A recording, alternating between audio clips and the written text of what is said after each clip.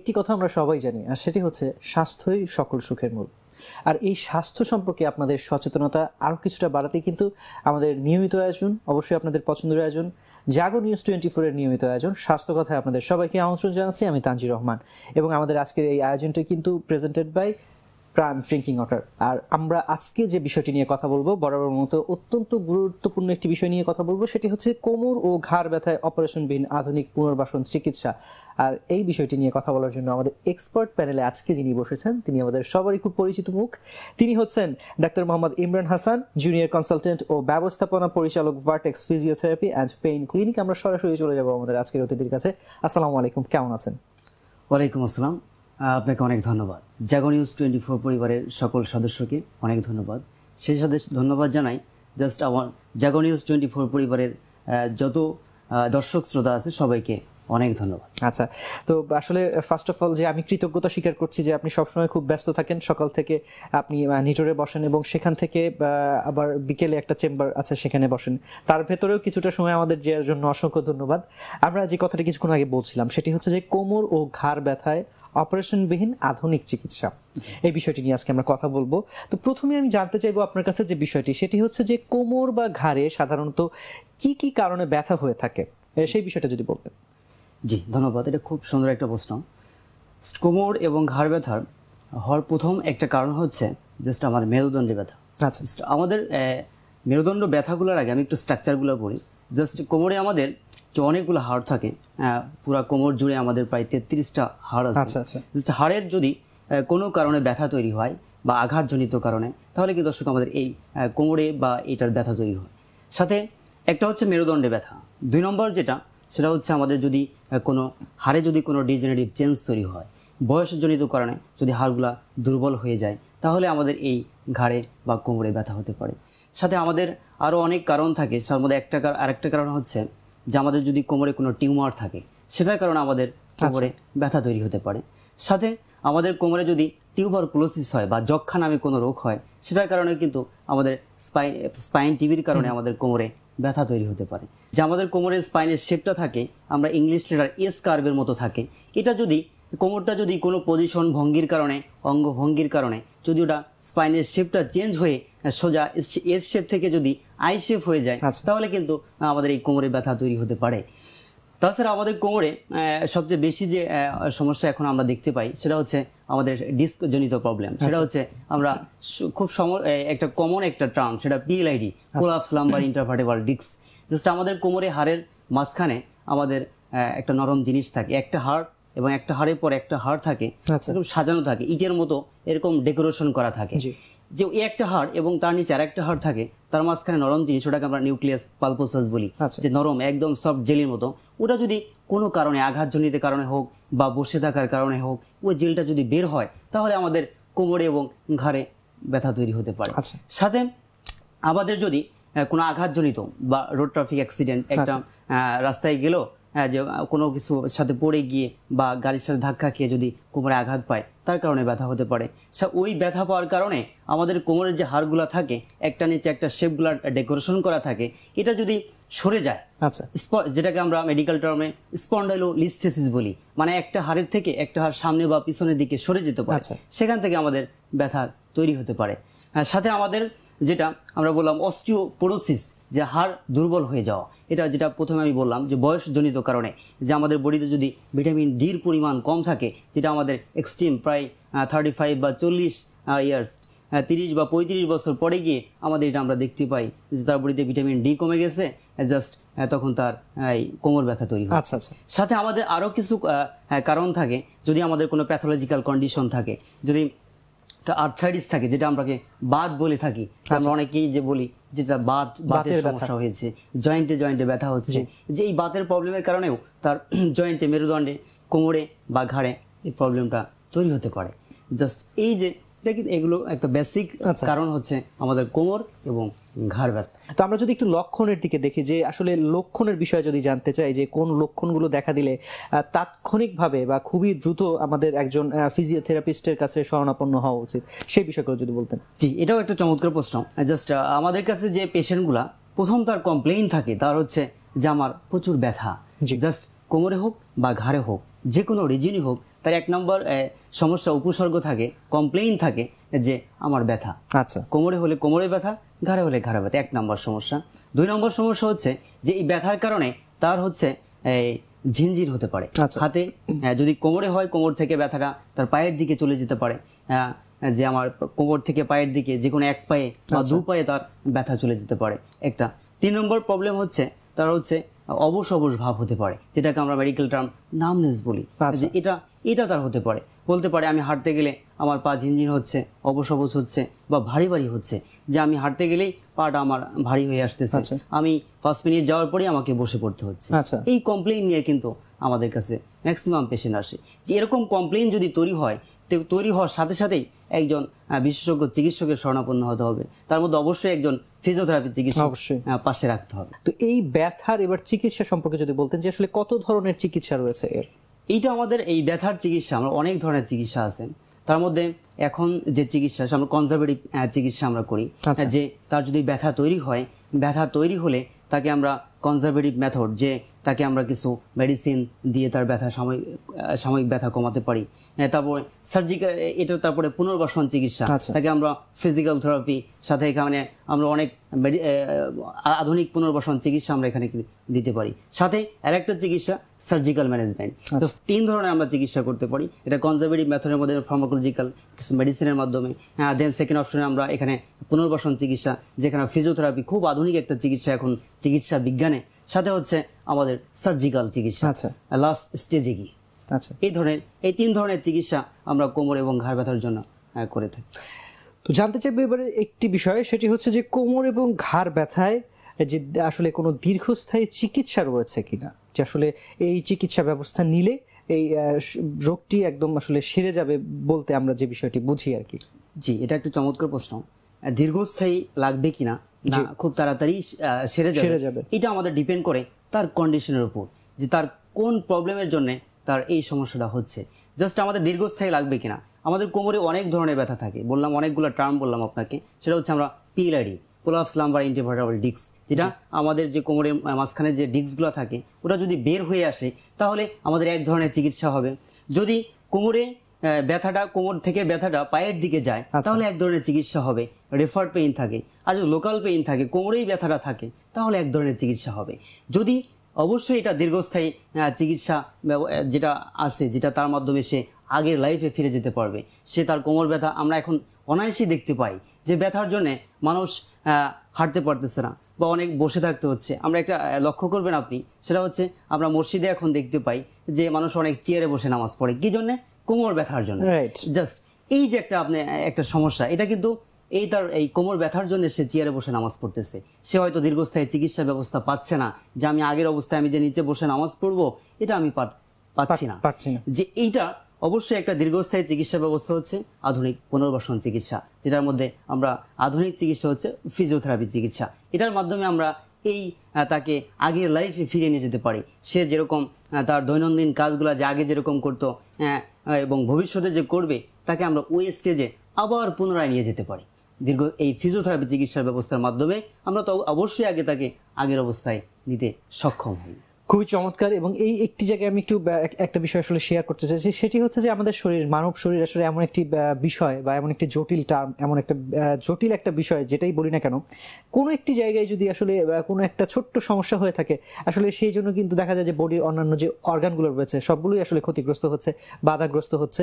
তো ব্যথাও কিন্তু মানবদেহের তেমনি একটি বিষয়, যে ব্যথা থাকলে আসলে দৈনন্দিন কোনো কাজই ঠিক মতো সম্পন্ন হচ্ছে না। তো আসলে আপনি যে চিকিৎসার কথা বলছিলেন, তো এবার ওই চিকিৎসা সম্পর্কে জানতে চাইবো, সেটি হচ্ছে যে আধুনিক পুনর্বাসন চিকিৎসা বলতে আসলে আমরা কি বুঝি, যদি একটু বিস্তারিত আমাদেরকে বলতেন। জি, আধুনিক পুনর্বাসন চিকিৎসা আমি একটু আগে বলেছি, সেটা হচ্ছে যে পুনর্বাসনটা হচ্ছে যেমন একটা চিকিৎসা পদ্ধতি যেখানে আমরা তাকে সে যে অবস্থায় আগে ছিল তাকে আগের অবস্থায় ফিরিয়ে নিয়ে যাওয়া। যদি সে আগে পেইন ফ্রি ছিল, ব্যথা মুক্ত ছিল, এখন সে ব্যথা যুক্ত, আমরা ব্যথা মুক্ত যুক্তকে আবার ব্যথা মুক্ত করতে চাই, যে এইটা হচ্ছে আমরা পুনর্বাসন, তাকে আগের লাইফে ফিরিয়ে দেওয়া। এটা হচ্ছে আমাদের পুনর্বাসন চিকিৎসা। এটা আমরা কিভাবে ফিরিয়ে দিব, সেটা আমরা যদি যেটা বললাম একটা রোগ বলি, যে পিএলআইডি বলি, পিএলআইডি আমাদের অনেকগুলো স্টেজ, প্রায় 4টা স্টেজ, যে disc bulging, extrusion, protrusion and sequestration, 4টা স্টেজে আমাদের ওই রোগটা হয়। তো এখন কোন স্টেজে আমি তাকে ফিরিয়ে নিয়ে আসবো, আগের অবস্থায় ফিরিয়ে নিয়ে আসবো, যে পুনর্বাসন চিকিৎসা দিয়ে ফিরিয়ে নিয়ে আসবো, নাকি মেডিসিনের মাধ্যমে ফিরিয়ে নিয়ে আসবো, নাকি সার্জিক্যাল অপশনে ফিরিয়ে নিয়ে আসবো, সেটা হচ্ছে আমাদের এই এর উপর ডিপেন্ড করবে, তার স্টেজের উপর ডিপেন্ড করবে। আমরা যদি তাকে রিহ্যাবিলিটেশন ট্রিটমেন্ট আমরা কখন দিব, সেটা হচ্ছে, বা পুনর্বাসন চিকিৎসা আমরা কখন দিব, বা ফিজিওথেরাপি চিকিৎসা আমরা কখন দিব। এই যে PLID 4টা স্টেজ, স্টেজের মধ্যে যদি আমরা 3 নম্বর stage disc bulging, extrusion and protrusion 3টা স্টেজে থাকে, তখন আমরা কনজারভেটিভ এই আধুনিক পুনর্বাসন চিকিৎসার মাধ্যমে আমরা খুব তাড়াতাড়ি তাকে আগের লাইফে আমরা ফিরিয়ে নিয়ে আসতে সক্ষম হই। এবং সাথে যদি 4র্থ স্টেজেও থাকে, সিকোয়েস্ট্রেশন স্টেজে, তখনও আমরা তাকে প্রায় প্রথম 2 থেকে 3 মাস আমরা তাকে এই রিহ্যাবিলিটেশন চিকিৎসা দিয়ে তাকে আমরা দেখব যে আসলেই তার ইমপ্রুভমেন্ট কতটুকু আসে। যদি পুরোপুরি ওই 4 নম্বর স্টেজে না আসে, তখন আমরা তাকে অপারেশনের দিকে রেফার করি, যে তাকে একটা অপারেশন লাগবে বা সার্জারি লাগবে। বরং তার আগে এই 3টা স্টেজে খুব ভালো আধুনিক চিকিৎসা হচ্ছে পুনর্বাসন চিকিৎসা বা ফিজিওথেরাপি চিকিৎসা। খুবই চমৎকার এবং খুবই গুরুত্বপূর্ণ একটি বিষয়। আমরা এই চিকিৎসা ব্যবস্থায় আরো অনেক কিছু জানবো, এবং যারা দর্শক আজকে দেখছে তারা যদি দেখে থাকে পুরো অনুষ্ঠান, আমার মনে হয় যে কিছুটা হলেও তারা উপকৃত হবে। যদি কেউ বিশেষ করে যে কোমর বা ঘাড় ব্যথায় আক্রান্ত হয়ে থাকে, আমরা আরো গুরুত্বপূর্ণ বিষয় নিয়ে ফিরবো। একটু দর্শকদের উদ্দেশ্যে ফিরছি। জি দর্শক, আমরা অনুষ্ঠানের পর্যায়ে ছোট্ট একটা বিজ্ঞাপন বিরতি নিচ্ছি, ফিরছি কিন্তু একটু পর গুরুত্বপূর্ণ আরো অনেক বিষয় নিয়ে। সে পর্যন্ত সঙ্গেই থাকবেন, সুস্থ থাকবেন আর আমাদেরকে দেখতে থাকবেন।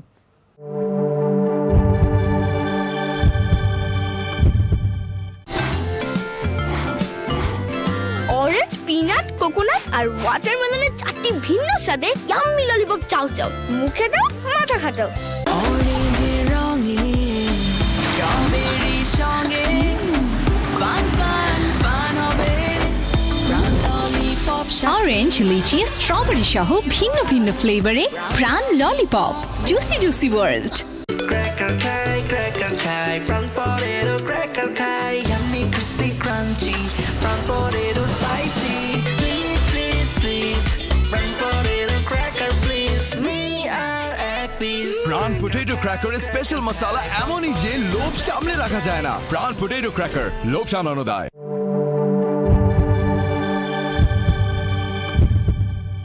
বিজ্ঞাপন বিরতির পর আরো একবার আমন্ত্রণ জানাচ্ছি প্রাণ ড্রিঙ্কিং ওয়াটার প্রেজেন্স স্বাস্থ্য কথায় আপনাদের সঙ্গে রয়েছে আমি তানজির রহমান। আর আমাদের সঙ্গে আজকে যিনি কথা বলছেন অত্যন্ত গুরুত্বপূর্ণ একটি বিষয়, আমি প্রথমে সেটিই বলছি, কোমর ও ঘাড় ব্যথায় অপারেশনবিহীন আধুনিক পুনর্বাসন চিকিৎসা। এই বিষয়টিতে কথা বলার জন্য আমাদের এক্সপার্ট প্যানেলে আজকে যিনি বসেছেন, তিনি কিন্তু আমাদের সবাই খুব পরিচিত মুখ। তিনি হচ্ছেন ডাক্তার মোহাম্মদ ইমরান হাসান খান, জুনিয়র কনসালটেন্ট ও ব্যবস্থাপনা পরিচালক, vertex physiotherapy and pain clinic. আমরা সরাসরি চলে যাব আবারও আমাদের আজকের অতিথির কাছে। তো ভাই, আপনাকে বিরতির পর আর একবার আমন্ত্রণ। আপনার কাছে যে বিষয়টি জানতে চাইবো এবারে, সেটা হচ্ছে যে একজন রোগীর এই চিকিৎসা পদ্ধতি কতদিন নিতে হয় সাধারণত? এখন এটাও একটা সুন্দর প্রশ্ন, যে আমরা রিহ্যাবিলিটেশন বা পুনর্বাসন চিকিৎসা কতদিন নিব। জি, যে এটা ডিপেন্ড করে আমাদের এই কন্ডিশনের উপর, যে কোন কারণে তার ব্যথা হচ্ছে এটার উপর ডিপেন্ড করবে, যে তার কোন রোগটা কোমরে হয়েছে বা কোন রোগটা তার ঘাড়ে হয়েছে। যদি তার আমরা একটা কারণ বলি, আমি অনেকগুলো কারণ আপনাদেরকে বলেছি আমি, সেটা হচ্ছে একটা কারণ, সেটা হচ্ছে আমাদের বসে থাকার কারণে বা প্রলং সিটিং, প্রলং স্ট্যান্ডিং, অনেকক্ষণ বসে থাকার কারণে আমাদের অনেক মানুষের কোমরে ব্যথা হচ্ছে, অনেক মানুষের ঘাড়ে ব্যথা হচ্ছে। এক্সাম্পল, আমরা আমাদের ব্যাংকার, তারা কি প্রলং অনেক সময় বসে থাকে, লং টার্ম বসে থাকে, এটার কারণে কিন্তু তাদের একটা কোমর ব্যথা হয়। সাথে কেউ ডেস্কে বসে জব করে, যারা আইটিতে জব করে, কম্পিউটিং করে বা অনেক সময় ফোন ইউজ করে, তো এটার কারণে কিন্তু আমাদের এক ধরনের ব্যথা হয়, যেটাকে আমরা মেকানিক্যাল পেইন বলি। অঙ্গভঙ্গি, পশ্চারাল প্রবলেম, ফল্টের কারণে যে প্রবলেম তৈরি হয়, এই ধরনের প্রবলেম আমাদের যে কোমরে যে ব্যথা হয়, যত ব্যথা হয় তার মধ্যে যদি আমরা একটা পার্সেন্টেজ করি, সেখানে 100%-এর মধ্যে 70 থেকে 80% ব্যথা হয় হচ্ছে আমাদের মেকানিক্যাল কজের কারণে বা অঙ্গভঙ্গির কারণে, আমরা ঠিকমতো পজিশনে না বসার কারণে। যদি এইরকম কোমর ব্যথা হয় বা এরকম মেকানিক্যাল পেইন হয়, এরকম পেইনে আমরা খুব তাড়াতাড়ি এটা পুনর্বাসন চিকিৎসাতে ভালো করা যায়। সর্বোচ্চ 1 সপ্তাহ থেকে 2 সপ্তাহের মধ্যেই এগুলা সে আগের অবস্থায় চলে যেতে পারে। যে এগুলো পেইনে, মেকানিক্যাল পেইনে তার আমাদের যে ডিস্কের, এটা এজের উপর ডিপেন্ড করে, যে তার যদি কম বয়সে হয় খুব তাড়াতাড়ি রিকভারি করে। যদি আমাদের এজ যদি একটু বেশি থাকে তাহলে রিকভারি রেট একটু স্লো হয়ে যায়। তবে এই এজ কম থাকলে এই মেকানিক্যাল পেইনে সর্বোচ্চ 7 থেকে 14 দিনের মধ্যেই এই রিকভারি পসিবল। খুবই আসলে টাইম কনজিউমিং একটি বিষয়, আসলে লং টাইম লাগে না এই চিকিৎসায়, যেমনটি আপনি বলছিলেন। তো জানতে চাইব এবারে যে বিষয়টি, যে ঘাড় এবং কোমর ব্যথায় রোগীরা আপনাদের কাছে আসলে সাধারণত কি কি পরীক্ষা বা কি কি টেস্ট আপনারা রোগীদেরকে বা আসলে করতে সাজেস্ট করেন? জি, এটা আমার একটা রোগী যদি আমাদের কাছে আসে, প্রথমে আমরা তাকে ক্লিনিক্যালি অ্যাসেসমেন্ট করি, ফিজিক্যালি অ্যাসেসমেন্ট করি, যে তাকে আমরা তার হিস্ট্রি নেই, যে তার কী ধরনের সমস্যা হয়েছে, তার কমপ্লেইনগুলো আগে আমরা শুনি। শোনার পরে তাকে আমরা কিছু ফিজিক্যাল টেস্ট করি, যে তার যদি কোমর ব্যথা নিয়ে আসে, কোমর ব্যথা নিয়ে আসার জন্য তাকে আমরা ওখানে স্পেশাল কিছু কোমর ব্যথার টেস্ট আছে, যেটা আমরা এসএলআর, স্টেট লেগ রেজিং, এই টেস্টের মাধ্যমে আমরা তাকে তার অ্যাঙ্গেলটা আমরা আগে দেখে নেই কোমরের, যে তার কতটুকু অ্যাঙ্গেল আছে, কোমরে আরও মাংসপেশিতে কোনো সমস্যা আছে কিনা, নাকি তার ডিস্কে কোনো প্রবলেম আছে।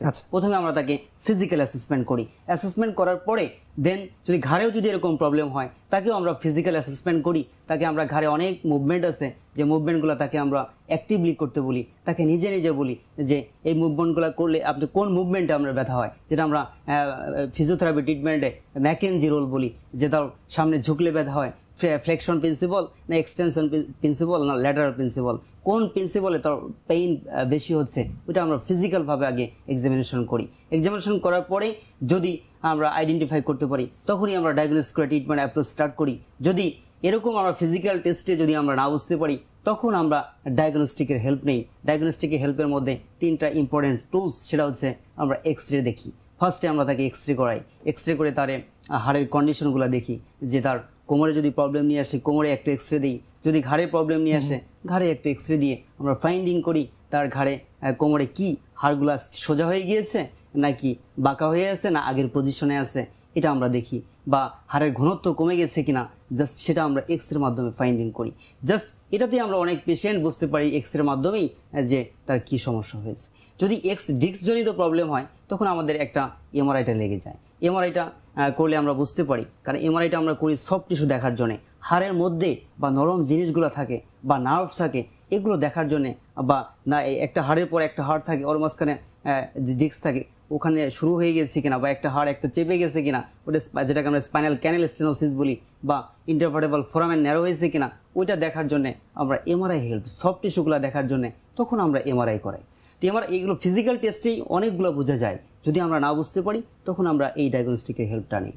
সাথে আমরা আরেকটা করতে পারি, সিটি স্ক্যানের সাথে আমরা যদি লাগে, এটা লাগে না ম্যাক্সিমাম ক্ষেত্রে, আমরা এক্সরে এবং এমআরআই মাধ্যমেই আইডেন্টিফাই করা যায়।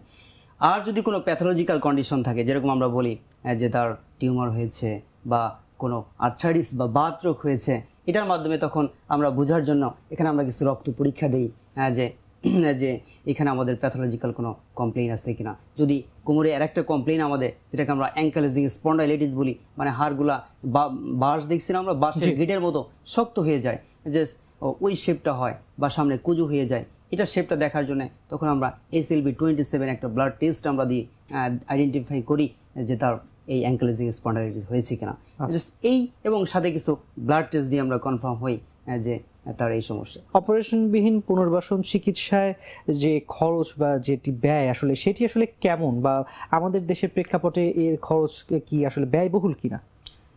এটা পুনর্বাসন চিকিৎসাটা না, এটা ব্যয়বহুল না, এটা মানুষের আয়ত্তর মধ্যে। আচ্ছা, সেটা ধরেন অপারেশনবিহীন যেটা আমরা যদি সার্জিক্যাল কন্ডিশনে যাই, একটা সার্জারি করতে যে টাকাটা লাগে সেই টাকার ভিতরেই বা তার থেকে কম, এটার মধ্যেই আমরা এই পুনর্বাসন চিকিৎসাটা প্রোভাইড করতে পারি। তবে এটা কন্ডিশনের উপর ডিপেন্ড করে। যদি তার জাস্ট মাংসে ব্যথা থাকে, তো এইটার জন্য আমরা 1 দিন বা 2 দিনের মধ্যেই তাকে ভালো করে দিতে পারি। তো এইটার মধ্যে আমাদের কস্ট একদমই কম, জাস্ট একজন ওষুধ খেলে যে টাকাটা লাগে ওই টাকার ভিতরেই কিন্তু আমাদের এই পুনর্বাসন চিকিৎসাটা হয়ে যাচ্ছে। সাথে আমাদের যদি সার্জিক্যাল কন্ডিশনে যাই, বা PLAD থাকে বা স্পাইনাল ক্যানেল স্টেনোসিস থাকে, এই যে সার্জিক্যাল কন্ডিশনগুলো, এটা যদি অপারেশন স্টেজে না থাকে, তো এই স্টেজে আমরা তার অপারেশনবিহীন চিকিৎসার বা ফিজিওথেরাপি চিকিৎসা, এটা খুব কম খরচেই, যেটা আমরা অপারেশন করতে যে টাকাটা খরচ হয় তার মধ্যেই আমরা এটা প্রোভাইড করতে পারি রোগীদেরকে। আচ্ছা, খুবই চমৎকার, এবং এটি কিন্তু বেশ গুরুত্বপূর্ণ একটি ইনফরমেশন ছিল, তথ্য ছিল আমাদের দর্শকদের জন্য। তো আমরা জানতে চাইবো এবারে সেটি হচ্ছে যে বয়সের সঙ্গে ঘাড় বা কোমরের ব্যথার কোনো সম্পর্ক রয়েছে কিনা, বা এই বিষয়টিকে আপনি কিভাবে মূল্যায়ন করবেন? জি, এটা চমৎকার একটা প্রশ্ন। জি, এখন আমাদের বয়স ভেদে হ্যাঁ অবশ্যই এখানে কোমর এবং ঘাড় ব্যথার সম্পর্ক রয়েছে। এটা আমাদের যে ইয়াং এজে এখন যে এজটা ধরেন 15 থেকে 25 বছর পর্যন্ত, এই বয়সে আমাদের এখন মানুষের পেইনগুলা আমরা পাচ্ছি কিন্তু অনেক, এটা আগে পাওয়া যেত না। আমরা এই কোমর ব্যথার পেশেন্টগুলা আমরা একটা এক্সট্রিম স্টেজে গিয়ে পেতাম, সেটা হচ্ছে 35 বা 40 বছর পরে গিয়ে তার কোমর এবং ঘাড়ে ব্যথা হতো। কিন্তু এখন আমাদের এত মেকানিক্যাল ওয়ার্কগুলা, যেটার কারণে তার কোমরে ব্যথা বা ঘাড়ে ব্যথা তৈরি করতেছে, যেটা আমি একটু আগেই বললাম আপনাদের, যে আমরা আমাদের ইয়াং এজে জাস্ট 15 থেকে 25-30 বছর বয়সের মধ্যে এখন আমরা এত মডার্ন আধুনিক যে কম্পিউটিং বা ফোন ইউজ করি, যেটার কারণে তার প্রচুর সমস্যা হচ্ছে। লং টার্ম বসে থাকার কারণে তার ভঙ্গিটা ঠিক নাই, তার বসার পজিশনটা ঠিক নাই, এটা না হওয়ার কারণে আমরা ইয়াং এজে একটা ব্যথা পাচ্ছি, যেটাকে আমরা মেকানিক্যাল পেইন বলি। জাস্ট ওয়ার্কের কারণে এটা তার বডিতে ক্যালসিয়াম ডিপোজিশন, একটু ক্যালসিয়াম কমে যাওয়ার কারণে, বা তার কোমরের হাড়টা একটু বেঁকে যাচ্ছে অঙ্গভঙ্গির কারণে, এক সাইডে অন্যদিকে বসে কাজ করার কারণে তার এক সাইডে বেঁকে যাচ্ছে, বা সামনে বেঁকে যাচ্ছে, বা পিছনের দিকে বেঁকে যাচ্ছে। এই যে প্রবলেম, এটা কিন্তু কম বয়সে আমরা রোগীগুলোকে এখন পাচ্ছি আইডেন্টিফাই করে। আর এজ যখন আমাদের 40 বছর পরে গিয়ে আমরা যে রোগীগুলো পাচ্ছি এখন, সেটা হচ্ছে ডিজেনারেশন, জাস্ট তার হাড় ক্ষয়জনিত কারণে, জাস্ট ডিজেনারেটিভ চেঞ্জের কারণে বা ডিসিকেশনের কারণে ম্যাক্সিমাম রোগী আমরা এখন হচ্ছে যে এই রোগীগুলো পাচ্ছি, যে পিএলআইডি রোগীগুলো, যে একটা এক্সট্রিম স্টেজে গিয়ে তার এই ব্যথা তৈরি হচ্ছে, বা হাড়ের মাঝখানে আবার নতুন হাড় গজাচ্ছে, যেটাকে আমরা মেডিকেল টার্ম অস্টিওফাইট বলি।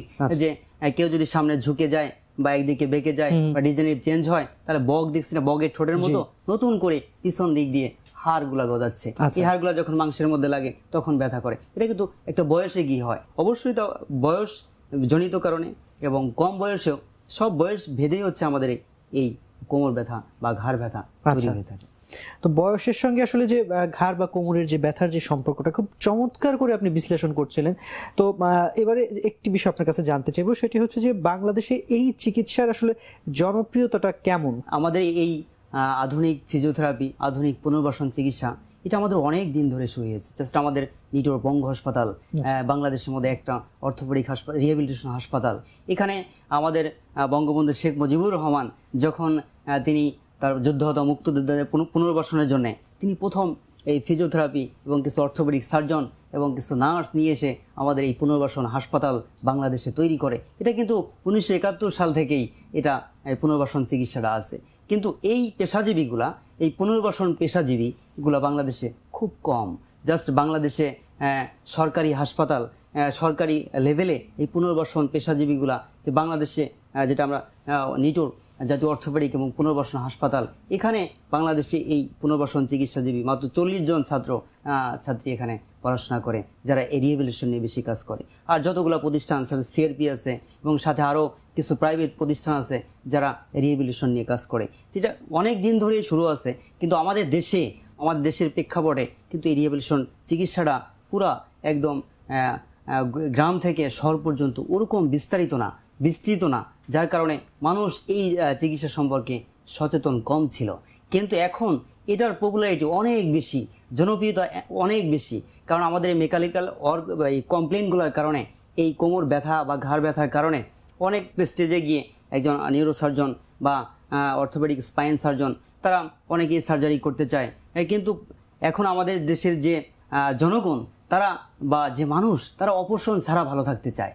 অপারেশন ছাড়া সে চায় যে আমি কিভাবে ভালো থাকি। তো যার কারণে এখন আমাদের রিহ্যাবিলিটেশন প্র্যাকটিশনারের কাছে বা ফিজিওথেরাপি চিকিৎসকের কাছে তারা এখন খুব বেশি আসে, আমাদের সেন্টারগুলোতে আসে যে আমি কিভাবে অপারেশন ছাড়া আমি ভালো থাকতে পারি। তখন তাদেরকে আমরা অ্যাসেসমেন্ট করে তাকে আমরা ট্রিটমেন্ট অ্যাপ্লাই করি, তারপরে তাদেরকে আমরা আগের পজিশনে বা আগের অবস্থায় ফিরিয়ে দিই। তো যার কারণে এই ফিজিওথেরাপি বা রিহ্যাবিলিটেশন চিকিৎসা এখন বাংলাদেশে অনেক জনপ্রিয়, তবে সরকারি লেভেলে খুব কম, কারণ সরকারি লেভেলে এই পুনর্বাসন চিকিৎসাজীবীদের পোস্টগুলো অনেক কম।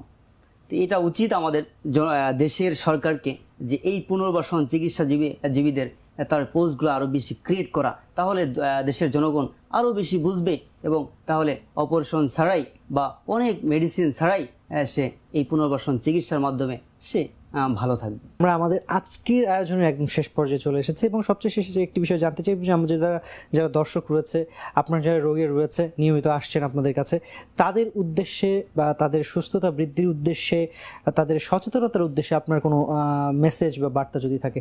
দেশবাসীর কাছে আমার একটা আবেদন, সেটা হচ্ছে আমাদের স্বাস্থ্যটা আমাদের জন্য খুবই গুরুত্বপূর্ণ। এই স্বাস্থ্য নিয়ে কেউ যেন প্রতারণার শিকার না হয়।